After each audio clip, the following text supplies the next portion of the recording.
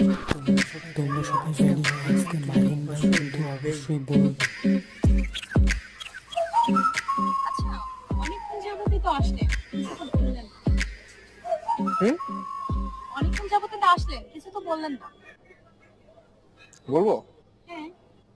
না, লজ্জা লাগে তো।